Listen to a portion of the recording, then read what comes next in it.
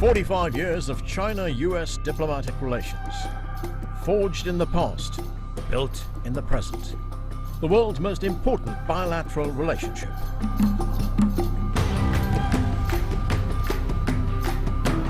Major trading partners as the two biggest global economies. Challenged by political differences, but engaging in dialogue. Cooperating on climate change, and still getting to know each other. What's next for China-U.S. relations?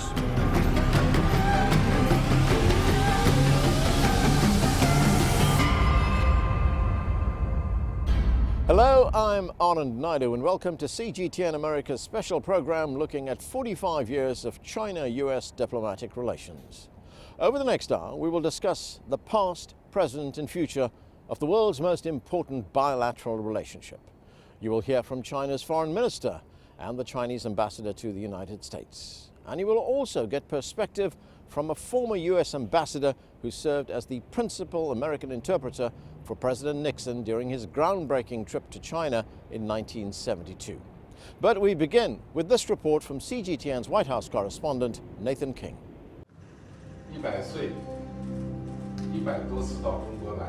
As Beijing and Washington mark 45 years of diplomatic ties, they do so without one of the key architects of the rapprochement that remade the modern world.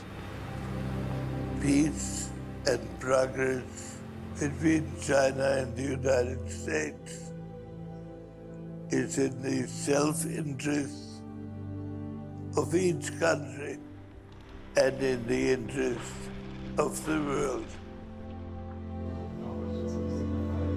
Henry Kissinger passed about a month after speaking those words at age 100.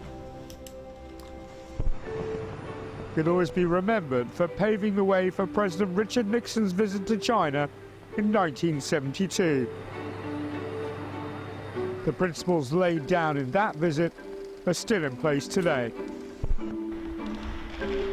The official resumption of diplomatic ties between the People's Republic and the United States came in 1979.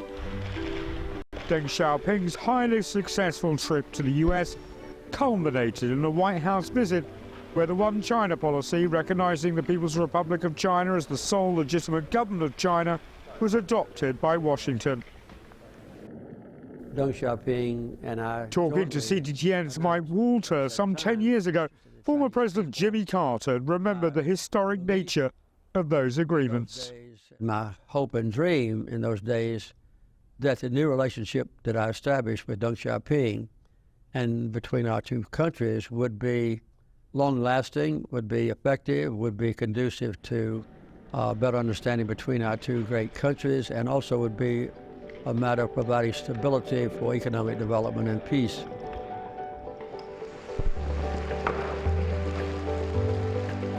Stability and development did indeed follow. Beijing assumed its place as permanent member of the United Nations Security Council. The ministerial conference so agrees. An ascension to the World Trade Organization followed, as did an economic boom that lifted hundreds of millions of Chinese out of poverty. China transformed into a manufacturing and services giant, progress that continues to this day.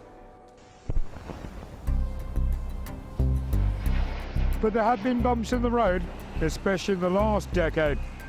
Washington's continued arming of Taiwan despite agreements to reduce weapons sales and rhetorical departures from the One China policy, plus a trade war that continues to impose tariffs on hundreds of billions of dollars worth of Chinese imports, all led Beijing to conclude that Washington was trying to contain China.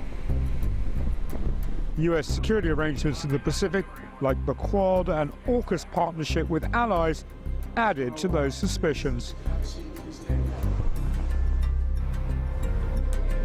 Tensions over COVID and rising economic nationalism also strained. Are you a Chinese company?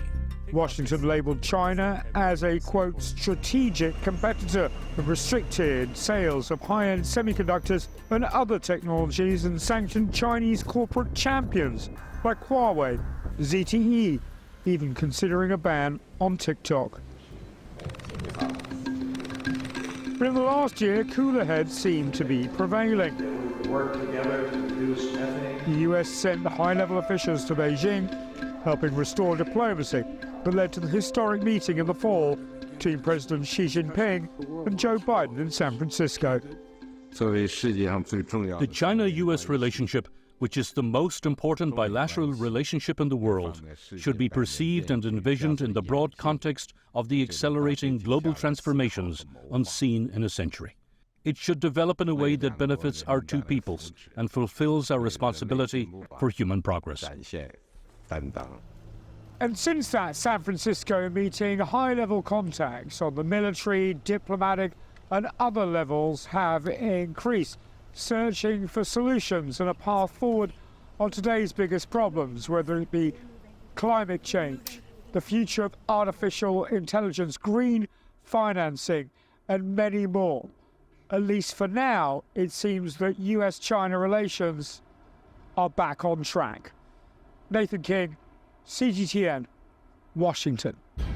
The 45th anniversary of relations has been marked both in China and the United States. China's Foreign Minister Wang outlined his views on the relationship at a commemorative reception in Beijing. Here are some of his comments. We have no intention of replacing or placing ourselves above anyone, let alone seeking hegemony. We are committed to building a stable, healthy, and sustainable China-U.S. relationship on the basis of mutual respect. We hope that the U.S. can also have a relaxed mindset, adopt an attitude of equality and inclusiveness, respect the choice of the Chinese people, respect China's development path, respect China's core interest, respect China in its defense of national sovereignty and territorial integrity. The key is to have the vision and determination to seek common ground while reserving differences and not to let differences dominate or interfere with the relationship between the two countries. 45 years ago, China and the U.S. were able to transcend their differences and establish diplomatic relations. Today, we should all the more have such a vision and responsibility. Just weeks after China and the United States established diplomatic ties in January 1979, President Jimmy Carter welcomed Vice Premier Deng Xiaoping here at the White House. Both men were critical to the early part of the relationship.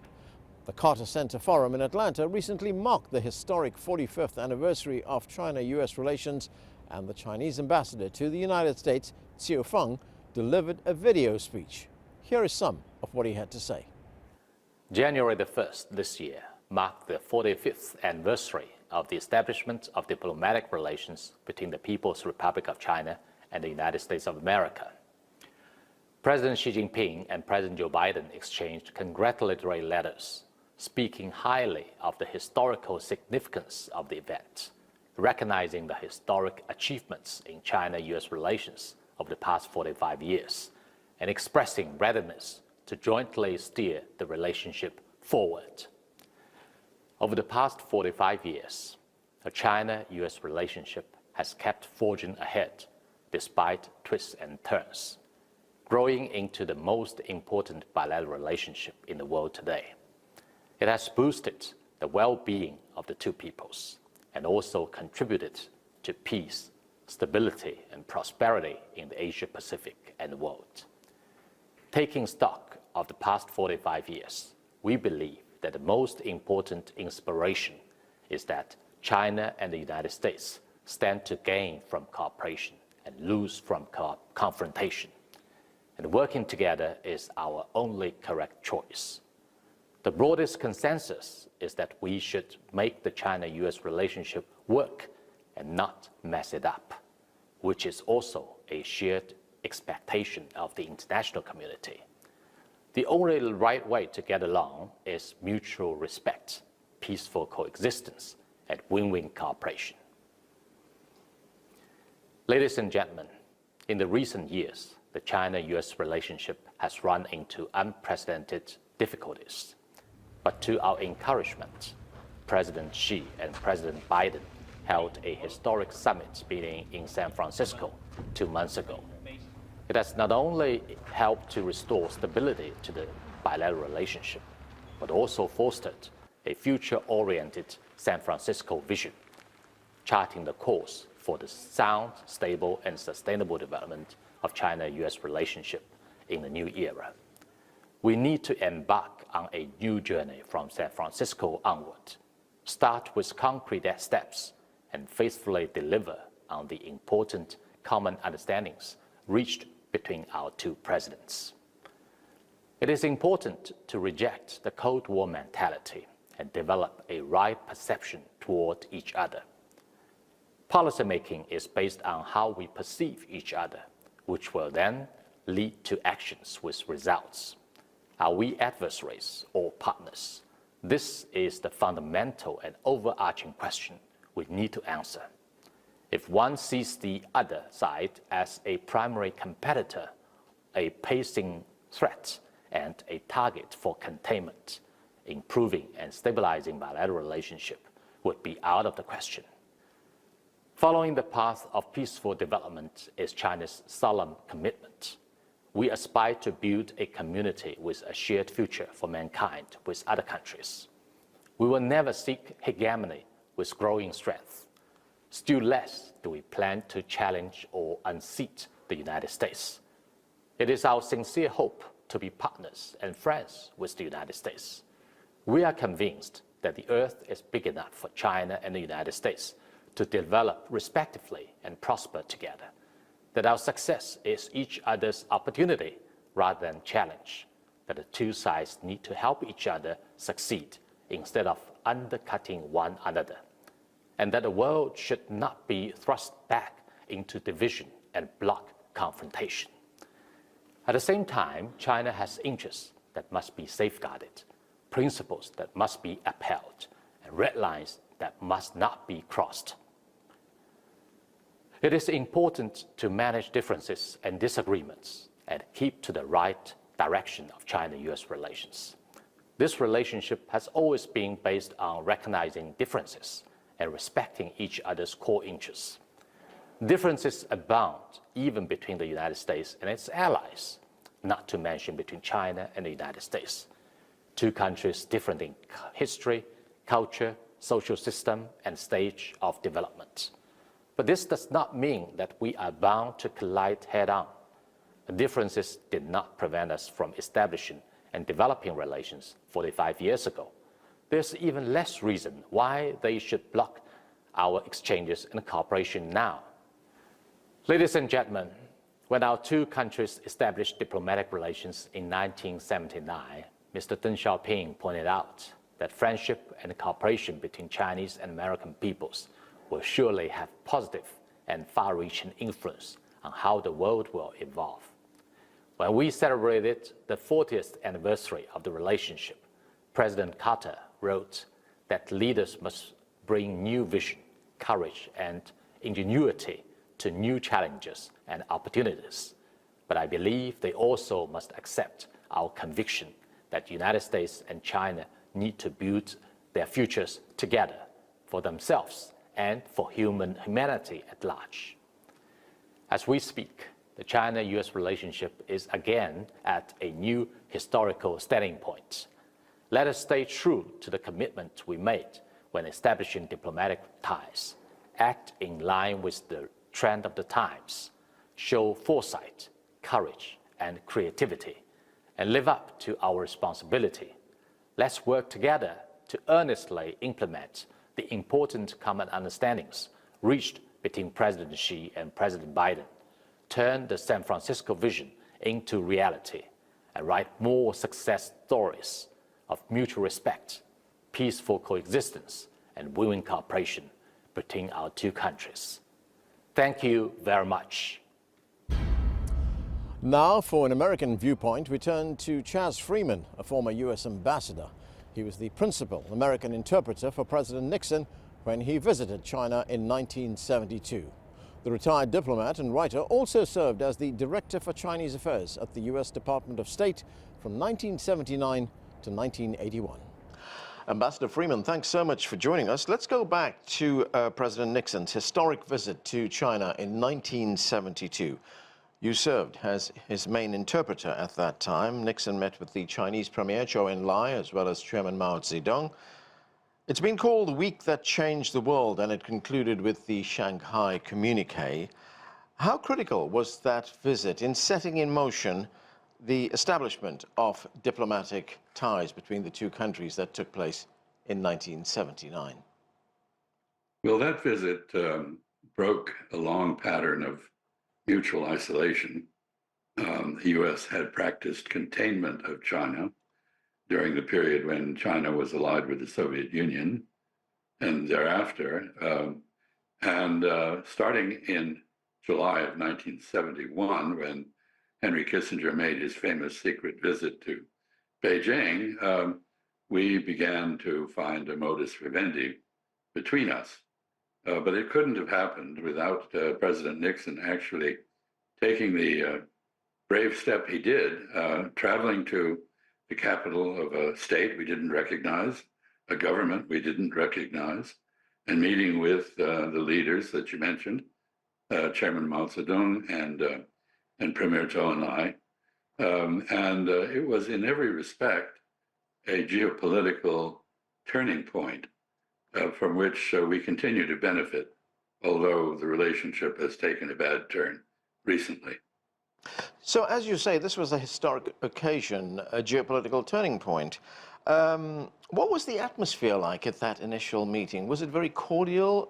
What was it like?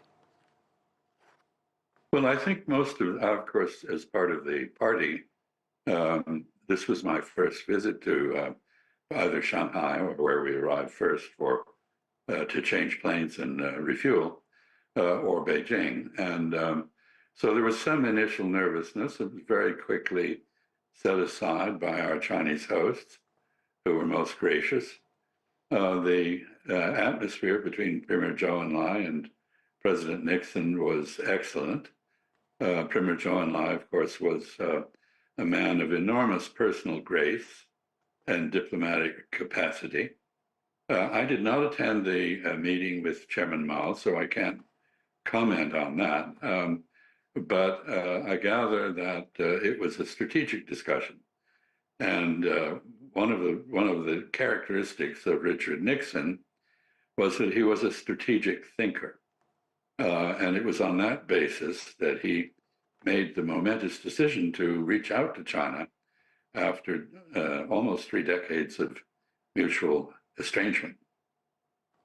And if we look at the relationship over the last few decades, it has its ups and its downs. It hasn't been all smooth sailing over the past 45 years, but both sides, they continue to work at it.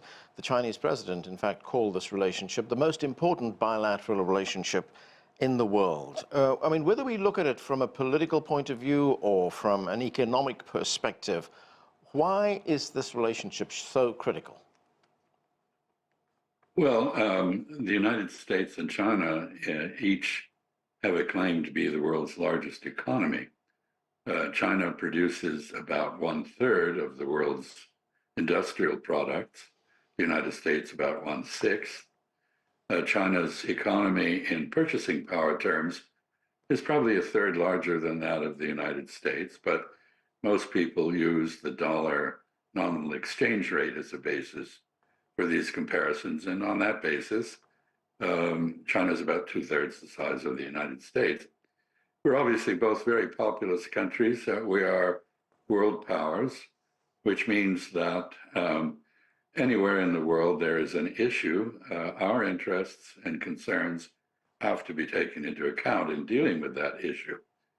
So even before you get to our basic global issues like climate change, global warming, non-proliferation, and so forth, where we are the two main contributors to these problems or enterprises, you have to look at the United States and China as a major factor in almost every issue on the globe.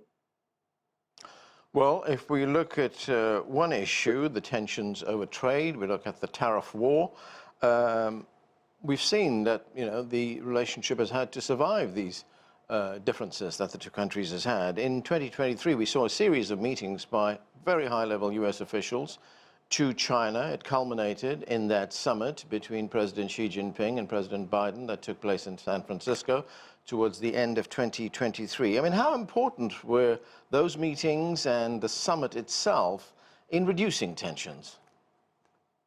I think that they were very important in these meetings, and the summit in particular, in San Francisco or near San Francisco. But they basically addressed the tone and the atmosphere of the relationship. I would say there was no substantive adjustment by either side.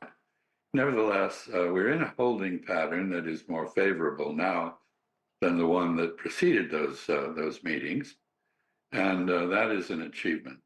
At some point, the United States and China are going to have to come to grips with the fact that we have a changed relationship. Neither of us can do without the other.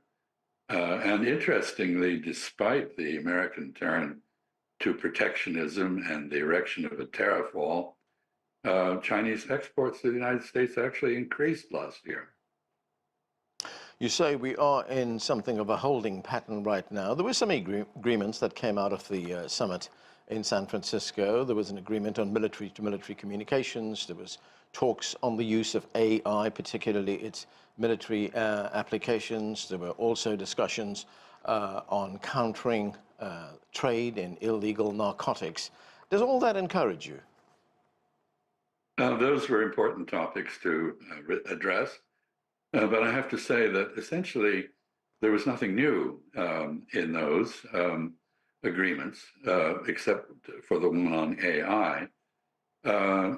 Basically, those summits restored the pattern of communication that existed prior to the ill-fated travel to Taiwan of Nancy Pelosi, the Speaker of the House, to which China objected, and which resulted in the suspension of these forms of interaction. So it was positive. It was a return to a somewhat more productive relationship, but it still remains to be seen what specifics these newly restored patterns of communication can produce.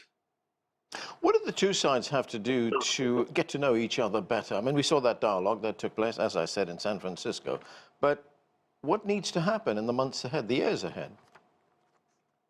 Well, I think it's extremely important that we retain, sustain, maybe increase people-to-people communication. The governments are having a hard time communicating with each other. The atmosphere in both countries with regard to the other is not good. There's a great deal of suspicion. And the best way to break this pattern over time, which we must do, is to intensify people-to-people contact. In this connection, I really deeply regret the attrition in the scientific and technological relationships between us, because science and technology prosper through transnational collaboration. And curtailing it in the name of national security is more likely to harm the country that does that than the target of the curtailment. So I think we need to focus on the basic fabric of the relationship and restoring it. But it is a very good thing that we are back to talking to each other politely, without the sort of diatribe and distorted commentaries that so often preceded those summits. Ambassador, there is a term that we often hear when we talk about international diplomacy, and that is confidence building measures, restoring trust between two sides or multiple countries, if that may be the case. The China that we look at today, of course, is a very transformed China from the one that was there in 1972 or in 1979. It's the world's second biggest economy. It plays a key role in global affairs. So how do you see that confidence being built? I think, frankly, both countries have a problem of adjustment to the new circumstances. In the Chinese case, China has been accustomed for 150 years to being vulnerable, weak, and subject to sometimes bullying by foreign powers. The United States, by contrast, has been accustomed to being number one and being essentially quite imperious in our demands on the world. China is no longer vulnerable, it's strong. China is no longer weak. China is no longer poor. It is becoming a wealthy country and a powerful one, as Chinese have aspired to be for this whole period, but it's becoming a reality. In the case of the United States, I think we have yet to adjust to the fact that we're no longer number one in many spheres of human endeavor. This is a psychological difficulty for us. In some ways, it parallels the process of adjustment and the difficulties that Japan had when, after 100 years of being number one in Asia, it suddenly wasn't. So I think both sides have to make some adjustments in our attitudes, our perceptions of the global reality and of each other, and act accordingly. We had a very high-profile visit by the governor of California, Gavin Newsom, to China late last year. That was a visit that was very well received in China. And whereas here in the United States, we often hear officials talk about decoupling from China, Governor Newsom had a very different view. He says that the two sides need to cooperate on things like the points that you mentioned, the green economy, climate change. And he said that the more successful China is, the more successful we will all be. Could we see that as the start of some kind of new approach from the United States? Well, Governor Newsom is, of course, the governor of California, as you mentioned, which is a Pacific Coast state with a very large economy and quite an independent attitude. But I think he speaks for many Americans, not just for Californians, in lamenting and in fact, criticizing and rejecting the notion of decoupling. So this is hopeful. But we are going in the United States into an election in 2024, which at the moment appears likely to be between the incumbent, Joe Biden, and the previous president, Donald Trump. And neither of them share Governor Newsom's very positive attitude toward engagement with China. So I think we have to wait a while. But in due course, as I've said several times, I am very confident that we will rediscover the merits of positive engagement between the two countries. That's an important point you bring up there. Of course, we are in the middle of an election year, a presidential election here in the United States. And I'm wondering, to what extent will that determine the future of this relationship, how it will be shaped, where it goes to from here, given that there are domestic concerns that indeed both candidates, whomever they are in November, will have to take notice of? I don't see a fundamental change coming in the U.S.-China relationship out of this election. Now, I could be quite wrong about that. I mean, I don't know how many people predicted the changes that the 2016 election produced, or the 2020 election. So it's very difficult to see what will happen, but I think we have to wait for a longer period to see a restoration of the kind of very beneficial, mutually beneficial relationship we had for the previous 4 decades. Ambassador Charles Freeman, thanks for joining us, sir. My pleasure. We turn now to a panel of experts on China-U.S. relations. I talked with them recently to get their perspectives on the current state of the bilateral relationship and the challenges ahead. Joining me now is Victor Gao. He is chair professor at Soochow University. Also with us is James P. Moore. He is founder and CEO of the Washington Institute for Business, Government and Society. With us too is Yukon Huang. He is a senior fellow at the Carnegie Asia program. And also joining the discussion is Yun Sun. She is a senior fellow and co-director of the East Asia program and director of the China program at the Stimson Center. Thanks to all of you for joining us. Victor, let's go back to 1979. How significant was it for China to restore diplomatic relations with the United States 45 years ago? Thank you very much for having me. The normalization of relations between China and the United States in the aftermath of Dr. Henry Kissinger's secret visit to China in 1971 and President Nixon's state visit to China in 1972 truly transformed the world we are living in. And its impact is still lasting till today, and it will last beyond the contemporary period of time. I would say the normalization not only restored good peace between the Chinese people and the American people, but also opened a new era in mankind's history about good neighborliness and coexistence between China and the United States. Eventually, these two countries have become the two largest economies in the world.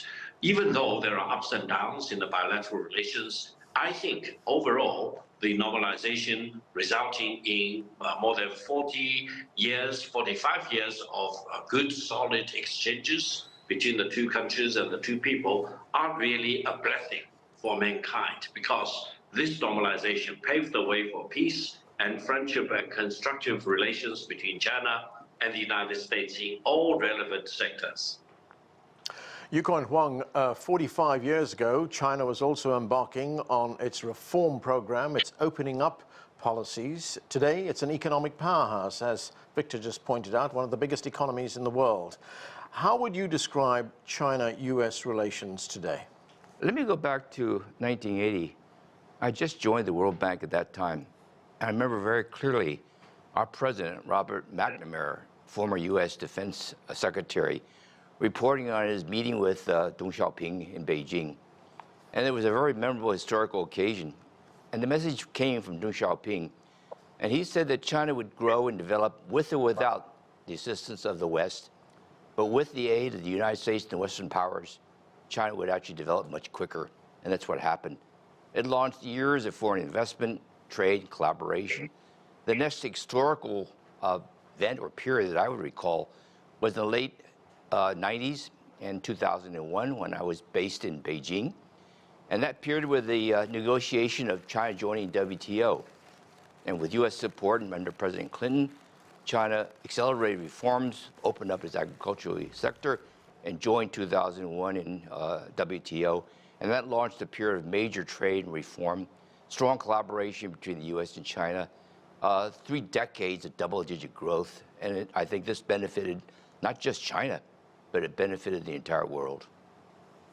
James, just weeks after the establishment of diplomatic relations, President Carter hosted the Chinese Vice Premier at the time, Deng Xiaoping, at the White House. In hindsight, how important was it for the U.S. to restore diplomatic relations with China? I think it was very important. Quite frankly, you can't have two powers of the size of China and the United States essentially having distance between them. The world depends upon it. Both countries depend upon it. And so President Carter's invitation and ultimately Deng Xiaoping's coming to the United States and actually touring a great deal of the country, I think was a very important step in the right direction. Yun Sun, this relationship, the China-U.S. relationship, it's often referred to as the most important, the most critical bilateral relationship in the world. They represent the world's 2 largest economies, and of course they both play major roles in global affairs. What makes this relationship so important, not just for these 2 countries, but for the world? Well, thank you very much for that. That's a great question. First off, whether U.S. and China are in a peaceful relationship has critical impact over the region and over the whole world. One can imagine that any military mishap or potentially military conflict between the 2 countries will involve the whole world and will be the beginning of a World War III. And then from the development point of view, China is the largest developing country, U.S. is the largest developed countries. Not only is the economic interdependence of the 2 countries matter to themselves, But the economic interdependence also means that the whole global supply chain is closely intertwined in this bilateral economic ties. So in this sense, both in terms of the stability of the whole world, the world peace, as well as the world's prosperity down the road, U.S.-China relationship is critical for all the aspects. Victor, the Chinese ambassador to the United States, he recently spoke at the Chinese embassy here in Washington at an event that marks the 45th anniversary of the establishment of diplomatic relations, and he referenced that historic summit that took place just a few months ago in November in San Francisco between President Xi and President Biden of the United States. Let's listen to some of what the ambassador had to say. President Xi pointed out that China and the United States should jointly develop a right perception toward each other, jointly manage disagreements effectively, jointly show their responsibilities as major countries, jointly advance mutually beneficial cooperation, and jointly promote people-to-people exchanges. These are the 5 pillars for the stable development of China-U.S. relations. Victor, as you pointed out a moment ago, this relationship has seen its ups and downs. I mean, we take the trade war for one. The other is that there is a view in Beijing that the United States' intention is to contain the progress that China is making. What do you see as the biggest challenges for these two countries as they try to improve this relationship?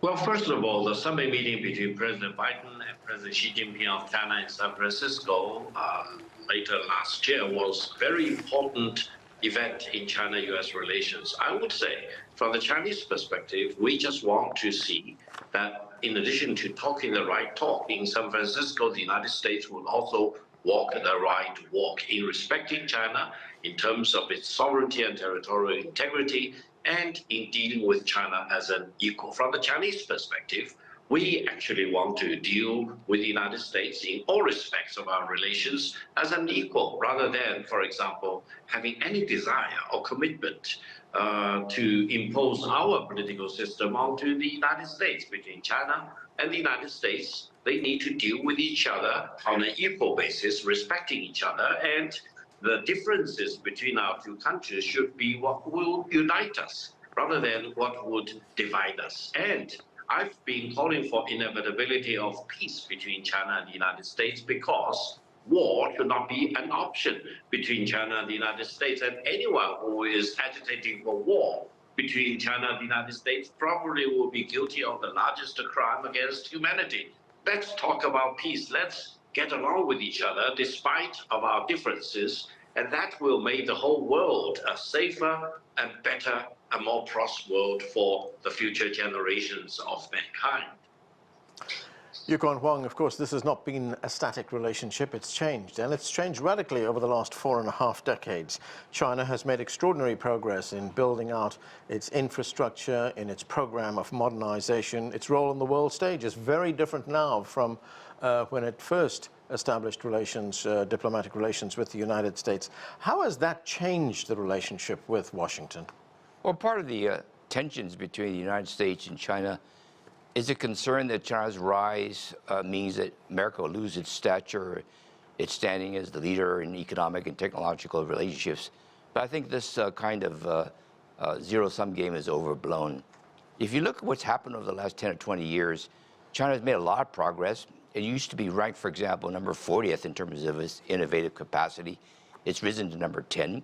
But America's leadership dominance at the very top has remained. So we need to see the relationship as complementary. U.S. firms specialize in high-tech products. Much of it is exported to China. These companies earn a lot of money from exporting to China. That money comes back to the United States, leads to more research and development, and continues to help the United States to innovate and become a major, maintain its position as a major economic power. So the relationship between China and the United States is collaborative, complementary. If you look at the research efforts between academics between the United States and China, in terms of U.S.-China collaboration, that's #1 in the world, much stronger than U.S. collaboration with European or Japanese scholars. So the exchange of knowledge, technology, transfer of knowledge, information between the two countries is actually beneficial to both sides. And this should continue in the future. So I think we need to recognize the fact that the benefits far outweigh what I call some of the competitive losses. James, I want to get back to that summit that took place in San Francisco last November between President Xi and President Biden. It wasn't just that summit, that meeting. We also have seen a series of very high-level meetings with Chinese officials coming to the United States and U.S. officials going to China. Did it give some positive impetus to this relationship? Absolutely. The notion of not communicating, which was the case for a few months between China and the United States, I think is an awful situation. You know, I remember back when I was in college and actually was given a special invitation to the United Nations the first year that the People's Republic of China was now a member.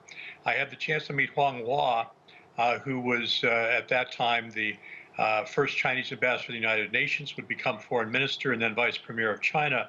What was fascinating was that I did not realize, but a few years later, his son John would actually be enrolled at the University of Iowa and get his degree from the University of Iowa. That was the kind of atmosphere that existed in the very early days of the relationship between the United States and China. And as you were saying, certainly we've seen the ups and downs over the years, but it certainly shows the notion that talking to one another, trying to find ways to be able to not only communicate but to share a common purpose is critical to not only to both countries but again to the world. Victor, just a point on what James was telling us. You know, we hear these concerns in the United States about where this relationship is going, how it can be improved. It is heading in the wrong direction. But when we see these meetings that have taken place over the past year, and as I said, they were very high-level meetings which culminated in that summit between President Xi and President Biden. Does that give you hope that this relationship is, if not on the right track, getting on the right track? First of all, the more high-level meetings there are or there will be between China and the United States, the better, because we really need to engage with each other, talk to each other, and come up with solutions for whatever problems there may be in our bilateral relations. On the other hand, I think China and the United States really need to come to terms with each other and decide to deal with each other as an equal.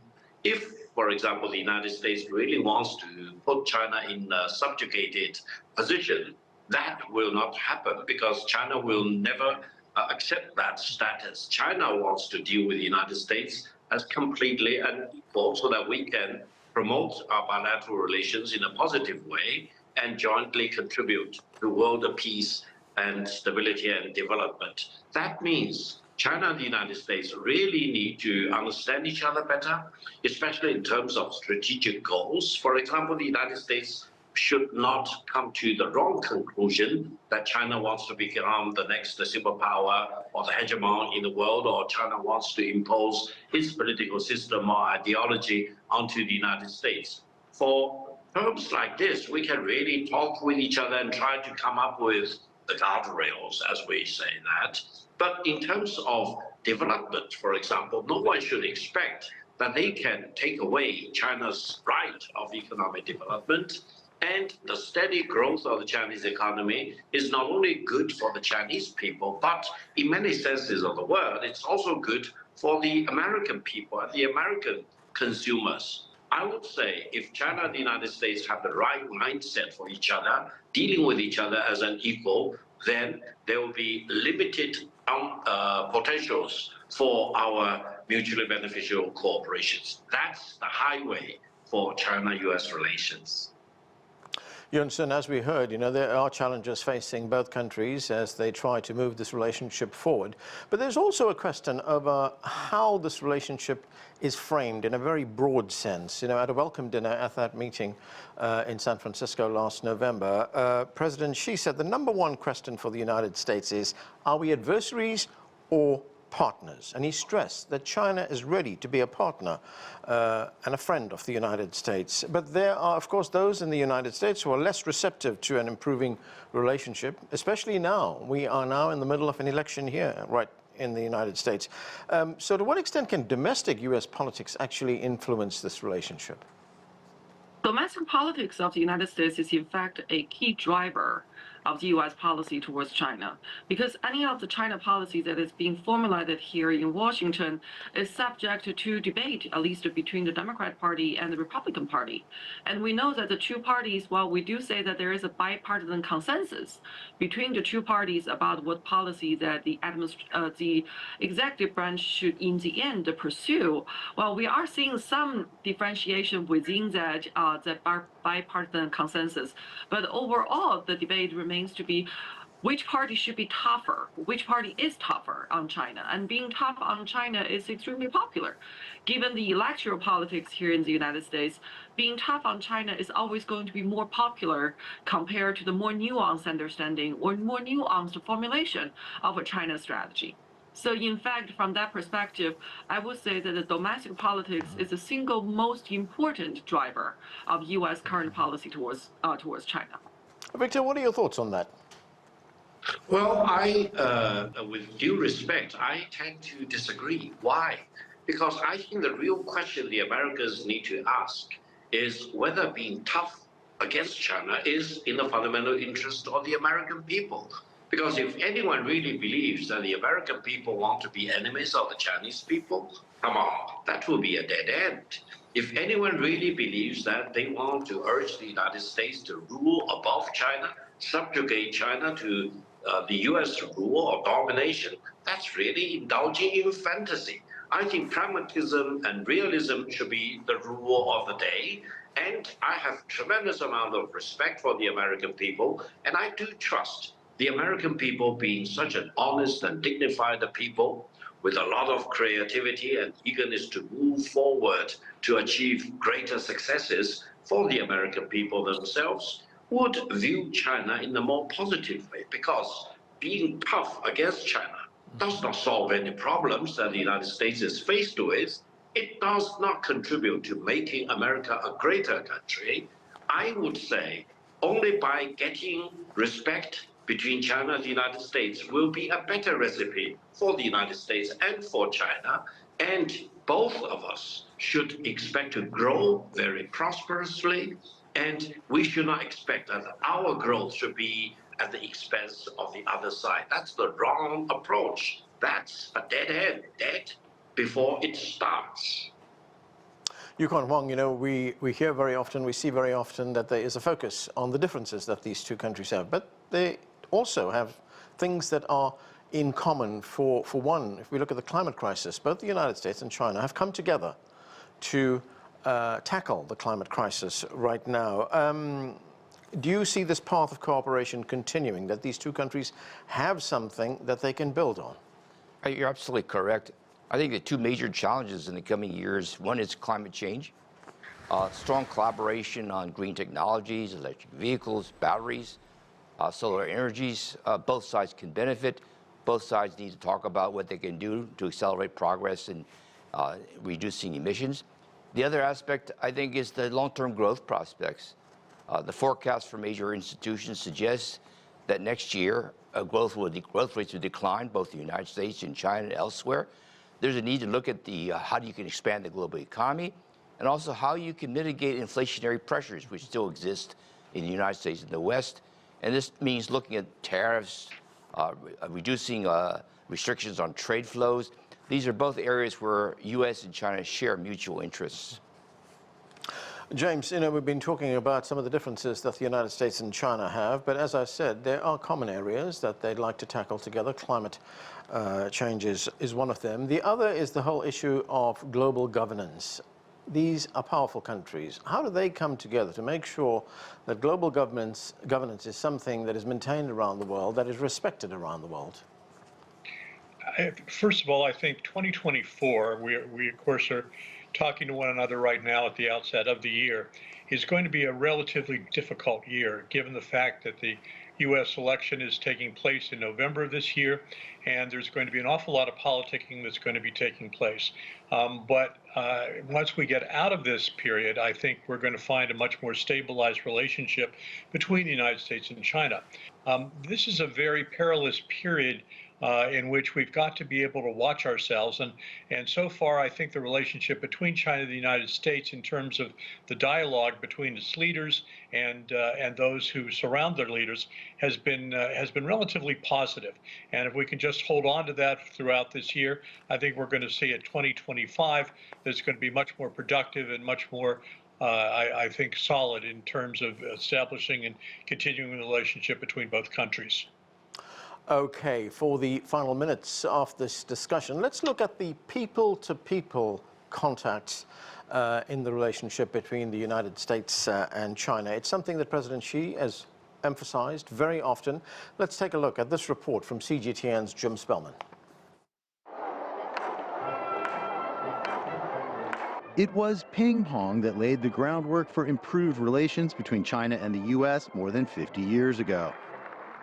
Connie Swearis was on that very first U.S. team to play in China back in 1971, one of the original ping-pong diplomats.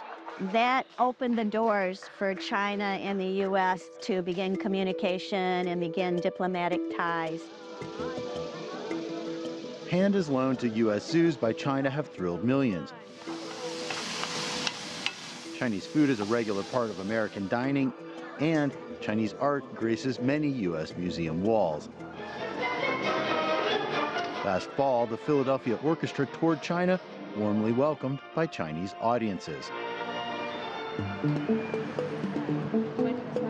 There are more foreign students in the U.S. from China than any other country, and U.S. students visiting China often walk away with a deeper understanding of Chinese culture. This group of students studying international relations at Columbia University in New York recently visited Chengdu, China. International relations, it's all about building bridges, understanding cultures, different communities, getting to know one another, realizing the differences, but also, more importantly, realizing the similarities. The Sister Cities program allows local communities in China and the U.S. to establish close ties. Long Beach, California, and Qingdao, China have been connected since 1985. Sister Cities very much relies on people-to-people relationships. So we try to help people understand not the politics, not what's going on necessarily in Beijing and Washington, but how do people live? What do they want out of their lives? And it turns out we have a lot in common. What people-to-people diplomacy does is it cuts to the chase. These small interactions can have a big impact. Brian Huang is an assistant professor at Hong Kong University. Through these processes of collaboration and also reflection upon one another's strengths and weaknesses, that is how, I'd say, both countries' people can come to recognize that there's really more in common between them than that drives them apart. Tensions between Washington and Beijing, plus COVID-19 travel restrictions, have reduced the opportunities for people-to-people exchanges, but that could be changing. Last November in California, Chinese President Xi Jinping and U.S. President Joe Biden vowed to expand people-to-people exchanges, setting the stage for deepening ties and perhaps a better sense of understanding between these two important countries. Jim Spellman, CGTN, Washington. Yunsen, as I said a moment ago, the people-to-people aspect of this relationship is something that President Xi continues to stress. And as we look back, we know, as we heard in our report, that ping-pong diplomacy, for instance, was very important in the 70s. That was even before diplomatic relations were restored. How important is it for the Chinese and the American people to get to know each other better? Well, that would constitute the foundation for the betterment of the bilateral relations. Like Victor just mentioned, that if American people bear misunderstanding or they blame China unfairly for their own economic difficulties or lack of opportunities, then they're not going to advance or support a policy towards China that is necessarily positive. So how to ensure that the two peoples have the best understanding of each other's intention, each other's orientation, each other's directions and goals and objectives is extremely important, because the domestic public opinion still plays a critical role, I would say, in both countries towards the decision-making regarding each other. So in that sense, I do applaud the effort by two governments to advance the people-to-people exchanges. Although I would have to say that after 3 years of almost a severance of people-to-people exchanges between the two countries during COVID, it has become extremely difficult in terms of the technicalities and also people's lack of familiarity with, for example, the engagement process. That does constitute a critical obstacle in this re-engagement process, and it will take time and efforts and resources to restore those people-to-people mechanisms. James, as Yun Sun says, that people-to-people program was severely curtailed during the COVID years, and we also saw a very big drop, almost, tourism was non-existent at that point. Both countries are now anxious to get back to people-to-people contacts, to get that part of the relationship back on track. How important is it for the U.S., for Americans, to get to know the Chinese better? I think it's critically important. You know, a few years ago, quite honestly, I had the opportunity at Georgetown University to lead a delegation of professors, not only from Georgetown, but from several universities, both in Western Europe and the United States, to fly to China and outside of Shanghai to be able to have an incredible gathering of students and business executives to be able to discuss how the Americans and Western Europeans do business and comparing notes with the Chinese. It was very productive. It was held over the span of a week. And I thought to myself as I was teaching, I thought, if we could just do this over and over and over again, it certainly would help in the economic, commercial relations between both of our countries. But it's that sort of thing that I think is so important, because not only were the Chinese getting to know us, but we were getting to know the Chinese.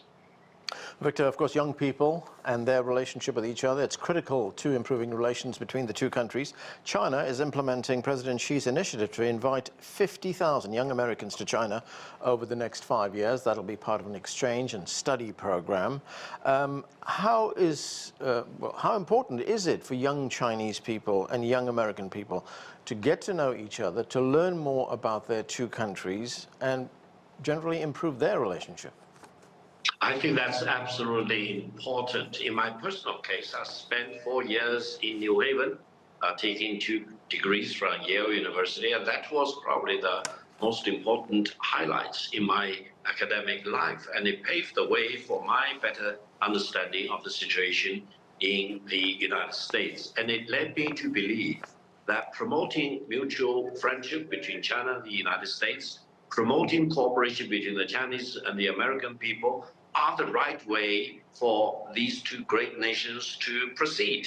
And I do believe the more the younger generations of our two countries can get to know each other, the better they can really size up the situation, and the better they can conclude that cooperation should be the highway between China and the United States. And both of our two countries can help each other in resolving some of the problems that do exist in our bilateral relations. I think both China and the United States will become greater nations going forward.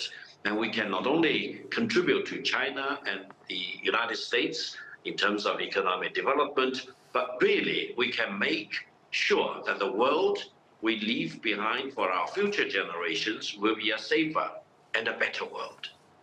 Okay, and that is where we have to leave it. Thanks to all of you for being with us for an enlightening discussion on the 45 years of the US-China diplomatic relationship. Thank you.